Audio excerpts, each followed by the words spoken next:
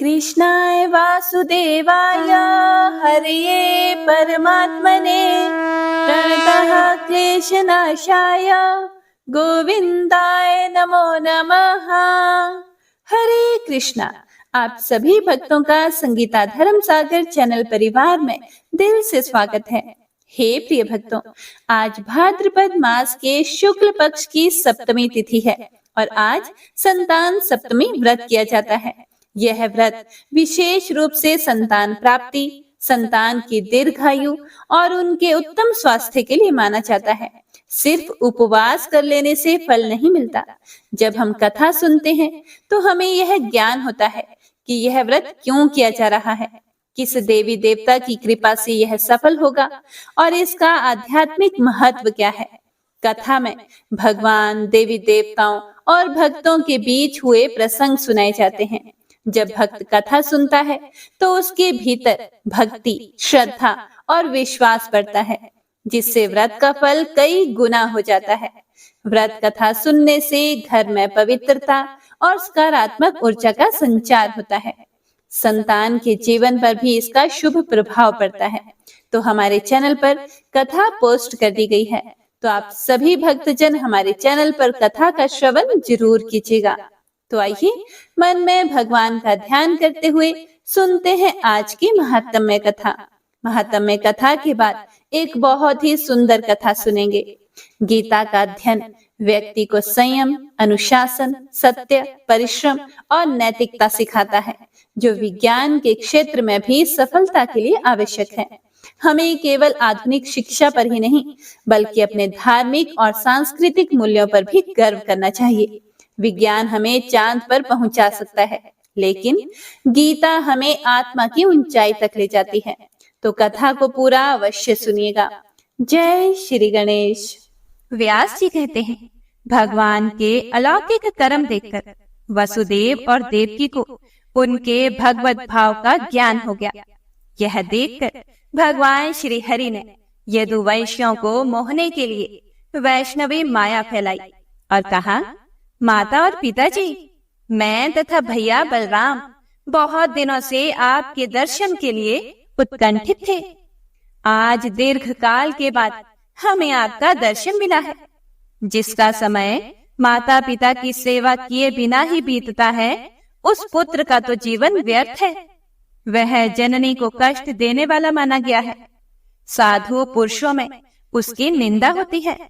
हे तात, जो गुरु, देवता, ब्राह्मण और माता पिता का पूजन सत्कार करते हैं, उन्हीं का जन्म सफल होता है। पिताजी, हम लोग कंस के बल और प्रताप से पराधीन हो गए थे, इसीलिए हमारे द्वारा जो अपने कर्तव्य का उल्लंघन हुआ है, वह सब आप क्षमा करें। ऐसा कहकर दोनों भाइयों ने माता पिता को प्रणाम किया और फिर क्रमशः यदुकुल के सभी बड़े बूढ़ों का चरण स्पर्श किया। इस प्रकार अपने विनय पूर्ण बर्ताव से समस्त पूर्ववासियों के मन में अपने प्रति स्नेह का संचार कर दिया। कंस के मारे जाने पर उसकी पत्नियां और माताएं शोक और दुख में डूब गई तथा उसको सब ओर से घेर कर अनेक प्रकार से विलाप करने लगी। उन्हें घबराई हुई और दुखी देखकर श्री कृष्ण ने स्वयं भी नेत्रों से आंसू बहाते हुए उन सबको सांत्वना दी। उग्रसेन को कैद से छुड़ाया और अपने राजपद पर अभिषिक्त कर दिया। राज्यासन पर बैठने के बाद उग्रसेन ने अपने पुत्र के तथा अन्य मरे हुए व्यक्तियों के पारलौकिक कार्य किए। मृतकों की और धर्म दैहिक क्रिया करने के पश्चात जब उग्रसेन फिर से सिंहासन पर बैठे, तब श्री कृष्ण ने उनसे कहा, हे महाराज, जो भी आवश्यक कार्य हो उसके लिए मुझे निःशक्त होकर आज्ञा दें।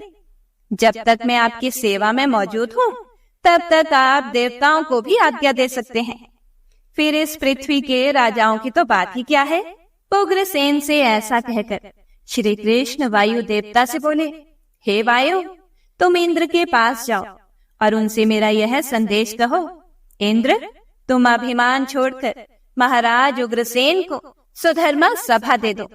श्री कृष्ण कहते हैं, यह राजा के योग्य उत्तम रतन है, इसीलिए सुधर्मा सभा में यदुवंशियों का बैठना सर्वथा उचित है। भगवान के ऐसा कहने पर वायुदेव ने शचीपति इंद्र से सब कुछ कहा। इंद्र ने वायु को सुधर्मा सभा दे दी। वह दिव्य सभा सभी रत्नों से संपन्न थी।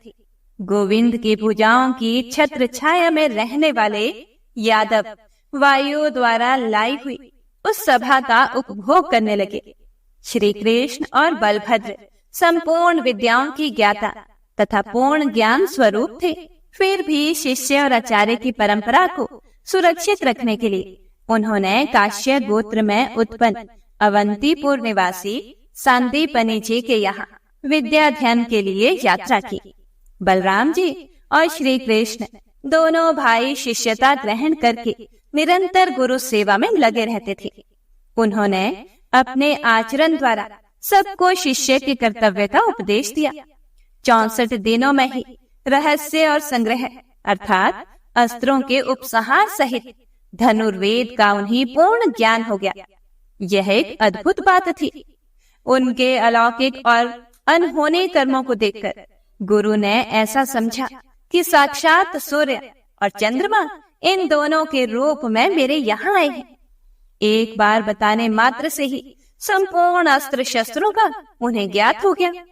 पूरी विद्या पढ़कर उन्होंने गुरु से कहा, हे भगवान, आपको क्या गुरु दक्षिणा दी जाए, बताइए। परम बुद्धिमान गुरु ने भी उनसे अलौकिक कर्म का विचार करके अपने मरे हुए पुत्र को मांगा, जो प्रभास क्षेत्र में समुद्र के भीतर डूब गया था। तब बलराम जी और श्री कृष्ण ने हथियार लेकर समुद्र तट पर गए और समुद्र से बोले, मेरे गुरु के पुत्र को ले आओ। समुद्र ने हाथ जोड़कर कहा, भगवान, मैंने सांदीपनि के पुत्र का अपहरण नहीं किया है। मेरे भीतर पंचजन नाम का एक दैत्य रहता है। उसका आकार शंख का सा है। उसी ने उस बालक को पकड़ लिया था। वह दैत्य आज भी मेरे जल में मौजूद है। समुद्र के ऐसा कहने पर भगवान ने जल में प्रवेश करके पंचजन को मार डाला और उसकी हड्डियों का उत्तम शंख ग्रहण किया। उसका शब्द सुनकर दैत्यों का बल क्षीण होता, देवताओं की शक्ति बढ़ती और अधर्म का नाश होता है। उसके बाद भगवान श्री कृष्ण और बलवान बलराम जी यमपुरी में गए। वहां उन्होंने शंखनाद किया और वैवस्वत यम को जीतकर गुरु के पुत्र को प्राप्त कर लिया। वह बेचारा वहां नर्क की यातना भोग रहा था। उसे पहले जैसा शरीर प्रदान करके दोनों भाइयों ने गुरु को अर्पित किया। उसके बाद वे दोनों बंधु उग्रसेन द्वारा पालित मथुरापुरी में चले आए। उनके आगमन से मथुरा के सभी स्त्री पुरुष प्रसन्न हो गए। महाबली कंस ने जरासंध की पुत्री अस्ति और प्राप्ति से विवाह किया था। जरासंध मगध देश का बलवान राजा था। वह बहुत बड़ी सेना साथ लेकर अपने दामाद को मारने वाले यदुवंशियों सहित श्री कृष्ण का वध करने के लिए क्रोध पूर्वक आया। मथुरा के पास पहुंचकर उसने उस पुरी को चारों ओर से घेर लिया। उसके साथ 23 अक्षौहिणी सेना थी। बलराम और श्री कृष्ण थोड़े से सैनिकों को साथ लेकर नगर से बाहर निकले और उसके बलवान योद्धाओं के साथ युद्ध करने लगे। उस समय उन्हें अपने पुरातन आयुधों को ग्रहण करने की इच्छा हुई। उनके मन में ऐसा संकल्प आते ही सुदर्शन चक्र, शांग धनुष, बाणों से भरा हुआ अक्षय तूणीर और कोमोद की गदा, ये सभी अस्त्र श्री कृष्ण के हाथ में आ गए। इसी प्रकार बलदेव जी के हाथ में भी उनके अभीष्ट अस्त्र हल और मूसल आ गए।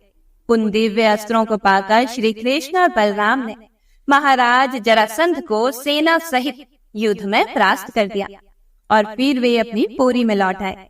दुराचारी जरासंध परास्त होकर भी जीते जी लौट गया था, इसीलिए श्री कृष्ण ने उसे हारा हुआ नहीं समझा। वह फिर से बहुत बड़ी सेना के साथ मथुरा पर चढ़ आया और बलराम तथा श्री कृष्ण से परास्त होकर भाग खड़ा हुआ। इस प्रकार अत्यंत दुर्मद मगध राज ने श्री कृष्ण आदि यदुवंशियों के साथ 18 बार युद्ध किया, परंतु प्रत्येक युद्ध में उसे यदुवंशियों द्वारा मोह की खानी पड़ी। यद्यपि उसके पास सेना अधिक थी, फिर भी थोड़ी सी सेना वाले यादवों ने उसे मार भगाया। इन अनेक युद्धों में लड़ने पर भी जो यदुवंशियों की सेना सुरक्षित रह गई, यह चक्रपाणी भगवान विष्णु के अंशभूत श्री कृष्ण के सामीप्य की महिमा थी। भगवान श्री कृष्ण शत्रुओं पर जो अनेक प्रकार के अस्त्र चलाते थे, यह मनुष्य धर्म का पालन करने वाले जगदीश्वर की लीला थी। जो मन से ही संसार की सृष्टि और संहार करते हैं, उन्हें शत्रु पक्ष का विनाश करने में कितने उद्यम की आवश्यकता है। तथापि मनुष्यों के धर्म का अनुसरण करते हुए बलवानों से संधि और हीन बलवानों के साथ युद्ध करते थे। कहीं साम दाम और कहीं भेद की नीति दिखाते हुए कहीं कहीं पर दंड नीति का भी प्रयोग करते थे और आवश्यकता होने पर कहीं युद्ध से पलायन भी करते थे। इस प्रकार वे मानव शरीर की चेष्टा का अनुसरण करते थे। वास्तव में यह जगदीश्वर की लीला है, जो उनकी इच्छा के अनुसार होती है। हे प्रिय भक्तों, दक्षिण में एक यवनों का राजा रहता था। उसने अपने पुत्र काल यवन को अपने राज्य पर अभिषिक्त किया और स्वयं वन में चला गया। काल यवन बल के मद से उन्मत्त रहता था। एक बार उसने नारद जी से पूछा कि पृथ्वी पर बलवान राजा कौन कौन से हैं? नारद जी ने यादवों को बतलाया। उसने हाथी, घोड़े और रथ सहित खरबों मलेच्छों की सेना साथ लेकर यादवों पर आक्रमण की तैयारी की। वह प्रतिदिन अविच्छिन्न गति से यात्रा करता हुआ मथुरा को गया। यादवों के प्रति उसके हृदय में बड़ा हर्ष था। उसके आक्रमण का समाचार जानकर श्री कृष्ण ने सोचा कि यदि काल यवन ने आकर यादवों की सेना का संहार कर दिया, तो अवसर पाकर मगधराज जरासंध भी आक्रमण करेगा, और यदि पहले जरासंध ने ही आकर हमारी सेना को क्षीण कर दिया, तो बलवान काल यवन बचे कुचे सैनिकों को मार डालेगा। अहो, यदुवंशियों पर दोनों प्रकार से संकट उपस्थित है। इसीलिए इससे बचने के लिए मैं यादवों के निमित्त अत्यंत दुर्जय दुर्ग का निर्माण करूंगा, जहां रहकर स्त्रियां भी युद्ध कर सकती हैं। फिर ऋषियों और यादवों की तो बात ही क्या है। यदि मैं सोया अथवा बाहर गया हूँ, तो भी उस दुर्ग में रहने पर दुष्ट शत्रु यादवों को अधिक कष्ट ना दे सके। यह सोचकर गोविंद ने समुद्र से 12 योजन भूमि मांगी और उसी में द्वारकापुरी का निर्माण किया। उसमें बड़े बड़े उद्यान शोभा पाते थे। उसकी 4 दीवारियां बहुत ऊंची थी। सैकड़ों सरोवरों से वह पूरी सुशोभित हो रही थी। उसमें सैकड़ों परकोटे बने हुए थे। वह पूरी इंद्र की अमरावती से मनोहर जान पड़ती थी। भगवान श्री कृष्ण ने मथुरा के निवासियों को वहां पहुंचा दिया, और जब काल यवन समीप आ गया, तब वे स्वयं मथुरा लौट आए। मथुरा के बाहर काल यवन की सेना का पड़ाव था। श्री कृष्ण अस्त्र शस्त्र लिए बिना ही मथुरा से बाहर निकले। काल यवन ने उन्हें देखा और यह जानकर कि ये ही वासुदेव हैं, बिना अस्त्र शस्त्र के ही उनका पीछा किया। जिन्हें बड़े बड़े योगी अपने मन के द्वारा भी नहीं प्राप्त कर सकते, उन्हीं भगवान को पकड़ने के लिए काल यवन उनके पीछे पीछे चला। उसके पीछा करने पर श्री कृष्ण भी एक बहुत बड़ी गुफा में प्रवेश कर गए, जहाँ महापराक्रमी मुचुकुंद सोए हुए थे। काल यवन ने भी उस गुफा में प्रवेश किया और देखा कि एक मनुष्य वहां पर सो रहा है। उसे श्री कृष्ण समझकर उसे खोटी बुद्धि वाले यवन ने लात मारी। मुचुकुंद की आंख खुल गई और वह यवन राजा की दृष्टि पड़ते ही उनकी क्रोधाग्नि से जलकर भस्म हो गया। ऐसा क्यों हुआ? तो आइए यह जानते हैं। पूर्व काल में राजा मुचुकुंद देवासुर संग्राम में युद्ध करने के लिए गए हुए थे। वहां उन्होंने बड़े बड़े दैत्यों को परास्त किया। युद्ध समाप्त होने पर उन्हें नींद सताने लगी। तब उन्होंने देवताओं से दीर्घ काल तक निद्रा में पड़े रहने का वरदान मांगा। देवताओं ने कहा कि हे राजन, जो तुम्हें सोते से उठा देगा, वह तुम्हारे शरीर से उत्पन्न हुई अग्नि से तत्क्षण जलकर भस्म हो जाएगा। इस प्रकार पापी काल यवन को भस्म करके राजा ने मधुसूदन से पूछा कि आप कौन हैं? वे बोले, मैं चंद्रवंश के भीतर यदुकुल में उत्पन्न वसुदेव पुत्र श्री कृष्ण हूँ। यह सुनकर उन्होंने सर्वेश्वर श्री हरि को प्रणाम करके कहा, हे भगवान, मैंने आपको पहचान लिया। आप श्री हरि के अंशभूत साक्षात परमेश्वर हैं। पूर्व काल में गगर्य ने कहा था कि 28वें द्वापर के अंत में यदुकुल में श्री हरि का अवतार होगा। वे अवतारधारी श्री हरि आप ही हैं, इसमें तनिक भी संदेह नहीं है। आप मर्त्य लोक के प्राणियों का उपकार करने वाले हैं। आपके इस महान तेज को मैं नहीं सह सकता। आपकी वाणी महामेघ की गंभीर गर्जना के समान है।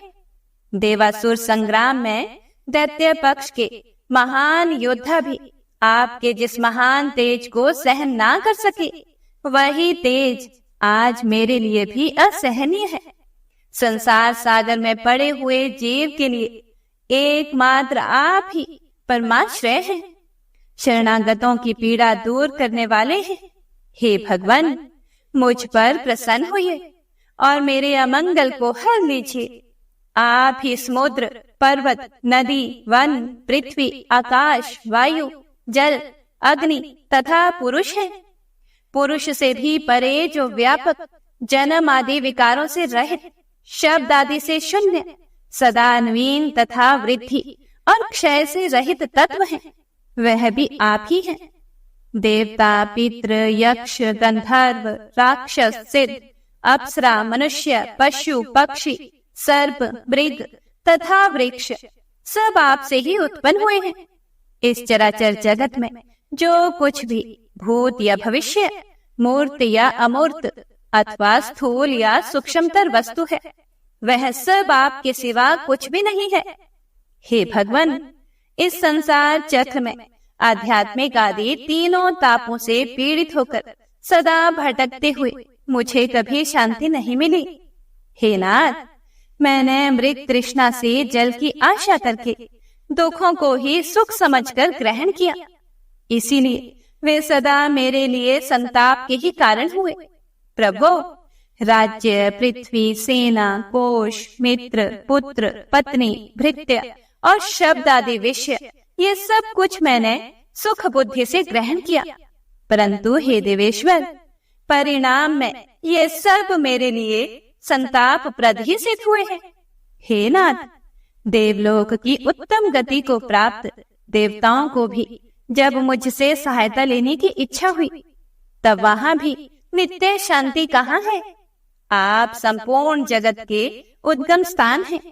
हे परमेश्वर, आपकी आराधना किए बिना सनातन शांति कौन पा सकता है? जिनका मन आपकी माया से मोहित है, वे जन्म, मृत्यु और जरा आदि कष्टों को भोग कर अंत में यमराज का दर्शन करते हैं। उसके बाद सैकड़ों पाशों में आबद्ध होकर नरकों में अत्यंत दारुण दुख भोगते हैं। यह विश्व आपका स्वरूप है। हे परमेश्वर, मैं अत्यंत विषयी हूँ और आपकी माया से मोहित होकर ममता के अगाध गर्त में भटक रहा हूँ। वही मैं आज अपार एवं स्तवन करने योग्य आप परमेश्वर की शरण में आया हूँ, जिससे भिन्न दूसरा कोई परम पद नहीं है। मेरा मन सांसारिक श्रम से संतप्त है, इसीलिए मैं निर्वाण स्वरूप आप परम धाम परमात्मा की अभिलाषा करता हूँ। हे प्रिय भक्तों, व्यास जी कहते हैं कि परम बुद्धिमान राजा मुचुकुंद के इस प्रकार स्तुति करने पर आदि अंत रहित सर्वभूतेश्वर श्री हरि ने कहा, हे राजन, तुम अपनी इच्छा के अनुसार दिव्य लोकों में जाओ और मेरे प्रसाद से उत्तम ऐश्वर्य से संपन्न होकर वहां के दिव्य भोग भोगो। उसके बाद इस पृथ्वी पर श्रेष्ठ कुल में तुम्हारा जन्म होगा। उस समय तुम्हें अपने पूर्व जन्म की स्मृति बनी रहेगी और मेरी कृपा से तुम मोक्ष प्राप्त कर लोगे। यह सुनकर राजा ने जगदीश्वर भगवान श्री कृष्ण को प्रणाम किया और गुफा से निकलकर देखा तो सभी मनुष्य छोटे छोटे दिखाई दिए। तब कलयुग आया जानकर वे तपस्या करने के लिए गंधमादन पर्वत पर भगवान नर नारायण के आश्रम में चले गए। श्री कृष्ण ने भी युक्ति से शत्रु का वध कराकर मथुरा में आकर हाथी, घोड़े और रथ से सुशोभित उनकी सारी सेना अपने अधिकार में कर ली तथा द्वारिका में ले जाकर राजा उग्रसेन को समर्पित कर दी। अब संपूर्ण यादव शत्रुओं के आक्रमण की आशंका से निर्भय हो गया। ओम नमो नारायणाय। हे प्रिय भक्तों, तो आज की महात्म्य कथा यहीं पर समाप्त होती है। इससे आगे का वर्णन आप अगले अध्याय में सुनेंगे। आइए एक बहुत ही सुंदर कथा का रसपान करते हैं। एक दिन धोती और शॉल पहने एक सज्जन पुरुष चेन्नई के समुद्र तट पर बैठे हुए थे और वे वहां बैठकर भगवत गीता का पाठ कर रहे थे। उसी समय एक लड़का वहां आया और उनसे कहा, क्या तुम आज भी विज्ञान के इस युग में ऐसी किताब पढ़ते हो? देखो, इस समय हम चांद पर पहुंच गए हैं और लेकिन आप इस गीता और रामायण में फंस गए हैं। सज्जन ने लड़के से पूछा कि गीता के बारे में तुम क्या जानते हो? लड़के ने सवाल का जवाब नहीं दिया और उत्साह से कहा, यह सब पढ़ने से क्या होगा?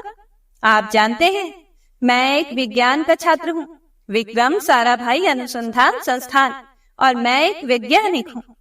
यह गीता पाठ बेकार है। लड़के की बात को सुनकर सज्जन हंस पड़े। तभी दो बड़ी गाड़ियां आकर वहां रुक गई। एक कार से कुछ काले कमांडो उतरे और दूसरी कार से एक सिपाही। सिपाही के वेश में उस व्यक्ति ने कार का पिछला दरवाजा खोला, सलामी दी और कार के दरवाजे के पास खड़ा हो गया। वह सज्जन जो गीता का पाठ कर रहे थे धीमी गति से कार में चढ़कर बैठ गए। यह सब देखकर लड़का हैरान हो गया। उसने सोचा कि आदमी प्रसिद्ध व्यक्ति होना चाहिए, किसी को ढूंढने में समर्थ पूछने के लिए। फिर लड़का उसके पास दौड़ा और पूछा, सर आप कौन हैं? सज्जन ने बहुत शांत स्वर में कहा, मैं विक्रम साराभाई हूँ। ऐसा लग रहा था कि लड़का 440 वोल्ट का झटका झेल रहा हो। क्या आप जानते हैं यह लड़का कौन था? डॉक्टर अब्दुल कलाम। हे प्रिय भक्तों, उसके बाद डॉक्टर कलाम ने भागवत गीता का पाठ किया, रामायण, महाभारत और अन्य पुस्तकें पढ़ी और इस गीता को पढ़ने के परिणाम स्वरूप डॉक्टर कलाम ने जीवन भर मांस नहीं खाने का वादा किया। उन्होंने अपनी आत्मकथा गीताए साइंस में लिखा है कि गीता, रामायण, महाभारत भारतीयों की अपनी सांस्कृतिक विरासत का एक बड़ा गर्व है। जय श्री कृष्ण। वंशी शोभित कर मधुर नील जलद तन श्याम, अरुण अधर जनु बिंब फल नयन कमल अभिराम, पूर्ण इंद्र अरविंद मुख पीतांबर शुभ साज, जय मन मोहन मदन छवि कृष्ण चंद्र महाराज। जय यदुनंदन जय जगवंदन, जय वसुदेव देवकी नंदन, जय यशोदासुत नंद दुलारे, जय प्रभु भक्तन के दृग तारे, जय नट नागर नागन थैया कृष्ण कन्हैया धेनु चरैया, पुनि नख पर प्रभु गिरिवर धारो, आओ दीनन कष्ट निवारो, वंशी मधुरे अधर धर तेरे, होवे पूर्ण मनोरथ मेरी, आओ हरि पुनि माखन चाखो, आज लाज भारत की राखो, गोल कपोल चिबुक करुणारे, मृदु मुस्कान मोहिनी डारे, रंजित राजीव नयन विशाला, मोर मुकुट वैजंती माला, कुंडल श्रवण पीठ पटाछे, कटिके गणिकाछन काछे, नील जलज सुंदर तनु सोहे, छवि लखि सुर नर मुनि मन मोहे। मस्तक तिलक अलक घुंघराले, आओ कृष्ण बांसुरी वाले। करि पय पान पूत नहीं तार्यो, अका बका का सुर मार्यो। मधुवन जलत अग्नि जब ज्वाला, भय शीतल लखि तहि नंद लाला। सुरपति जब ब्रज चढ़े और साई, मोसर धार वारी वर्षाई। लगत लगत ब्रज चहन बहायो, गोवर्धन नख धारी बचायो। लखि यशोदा मन ब्रह्म अधिकाई, मुख मह 14 भुवन दिखाई। दुष्ट कंस अति उधम मचायो, कोटि कमल जब फूल मंगायो। नाथी काली यही तब तुम लीन है, चरण चिन्ह दई निर्भय कीन है। करि गोपिन संग रास विलासा, सबकी पूर्ण करी अभिलाषा। केतिक महासुर संहार्यो, कंस ही केस पकड़ी दई मार्यो। मात पिता की बंदी छुड़ाई, उग्रसेन कहा राज दिलाई। मही से मृतक छहो सुत लायो, मातु देव की शोक मिटायो। भौमासुर मुर दैत्य सहारी, लाए 68 सहस कुमारी। दई भिन ही तृण चीर सहारा, जरा सिंधु राक्षस कह मारा। असुर बकासुर आदिक मार्यो, भक्तन के तब कष्ट निवार्यो। दीन सुदामा के दुख टार्यो, तंदुल 3 मूठ मुख डार्यो। प्रेम के साग विदुर घर मांगे, दुर्योधन के मेवा त्यागे। लखी प्रेम की महिमा भारी, ऐसे श्याम दीन हितकारी। भारत के पारथ रथ हाके, लिए चक्र करे नहीं बलता के। निज गीता के ज्ञान सुनाए, भक्तन हृदय सुधा वर्षाए। मीरा थी ऐसी मतवाली, विष पी गई बजा कर ताली। राणा भेजा सांप पिटारी, शालिग्राम बने बनवारी। निज माया तुम विधि ही दिखायो, उरते संशय सकल मिटायो। तब शत निंदा करि तत्काला, जीवन मुक्त भयो शिशुपाला। जब ही द्रौपदी टेर लगाई, दीनानाथ लाज अब जाई। तुरत ही वसन बने नंद लाला, बढ़े चीर भई अरि मोह काला। असनाथ के नाथ कन्हैया, डूबत भंवर बचावत नैया। सुंदर दास आसुर धारी, दया दृष्टि कीजे बनवारी। नाथ सकल मम कुमति निवारो, क्षमहु बेगी अपराध हमारो। खोलो पट अब दर्शन दीजिए, बोलो कृष्ण कन्हैया की जय। बोलो कृष्ण कन्हैया की जय। बोलो कृष्ण कन्हैया की जय। यह 40वां कृष्ण का पाठ करे उरधारी, अष्ट सिद्धि नवनिधि फल, लहे पदारथ चारी। जय श्री कृष्ण।